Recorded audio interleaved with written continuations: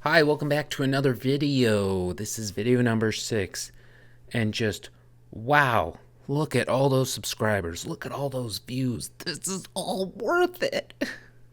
Oh, God. Anywho, it's now 3/4 the way through February, and I still haven't done a January watch list. So, that means it's time to break out the January pumpkin. I've had it since October and it's still perfectly fine. Halloween decorations in February for a January movie review. We're all over the map. You're gonna have to be a little bit more clear because I didn't get that last part. I missed out on the whole thing, to be honest with you. Anywho, January's super simple. I'll keep this video short. I only watched 3 videos. Kill Bill Volume 1 and Kill Bill Volume 2.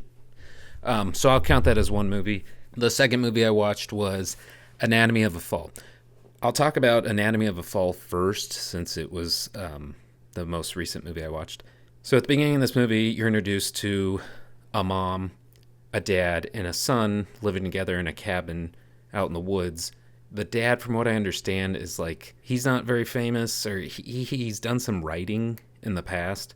And the mom is also like a novelist. She's a writer. The mom is talking to a journalist, and then they're interrupted by loud music from the husband, and so they can't continue their interview.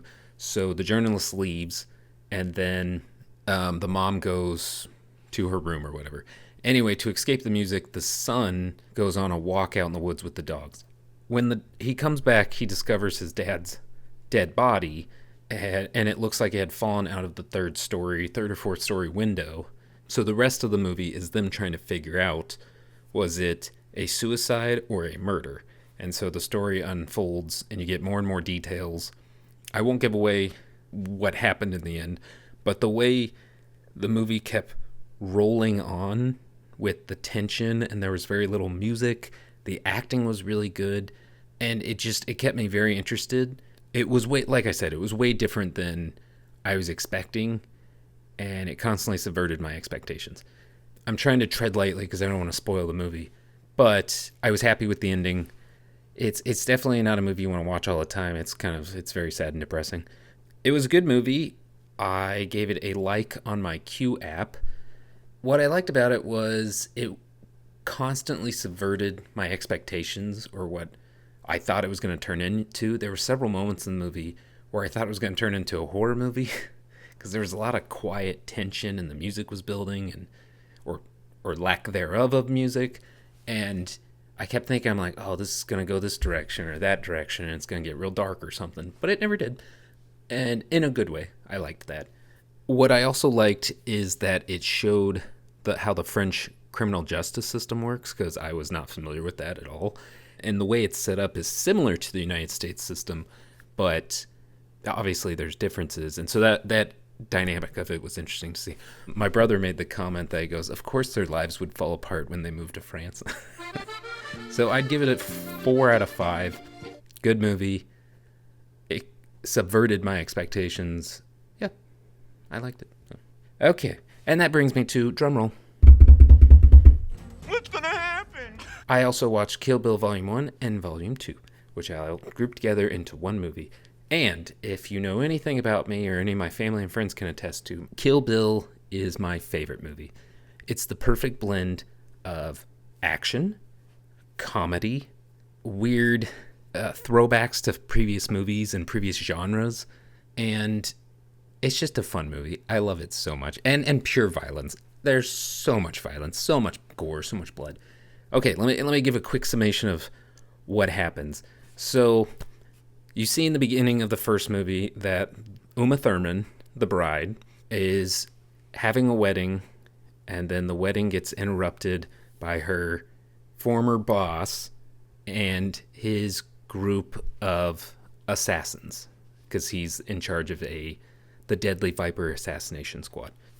They kick the living shit out of her, and then she's in a coma for 4 years. And so the movie basically shows, once she wakes up out of the coma, she goes on a war path of revenge and kills everyone in her path and all her enemies to get to the final guy, which is named Bill, played by David Carradine.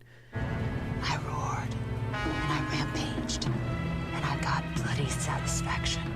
All of Volume 1, she kills the first 2 women on her list. In Volume 2, she kills the 3rd woman and then Bill's brother. And then she finally gets to Bill at the end of the 2nd movie, and she kills him. But the journey that the movie goes on is just so good. I love it so much. Like, I can almost quote the movies word for word. And my favorite scene of all time, of any movie that I've ever seen, is still the fight scene at the end of the first movie between the bride, Uma Thurman, and the assassination squad member, Oren Ishii, played by Lucy Liu. And that fight scene at the end of the first movie is just chef's kiss. Beautiful. Wow. You got the Spanish music playing in a Japanese setting with katana swords. It's so good.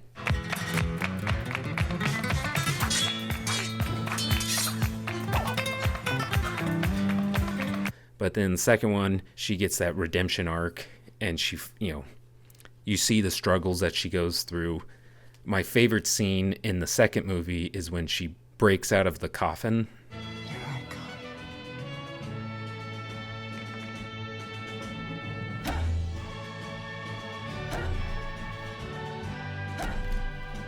I guess that's kind of a spoiler, but I mean, this movie's been around for 25 years. It's just, I don't know, it gets you so pumped. You're like, come on! It's like rooting for sports. I loved it. 5 out of 5 cabbages all day long. 5 out of 5, 5 out of 5, 5 out of 5. Anywho, that's all I have to say for what I watched in January 2025. Check back again when I do another video in 2 to 3 months. Who knows? Or don't watch it all. I don't really care. Thanks. Bye. You didn't think it was going to be that easy, did you? You know, for a second there, yeah, I kind of did.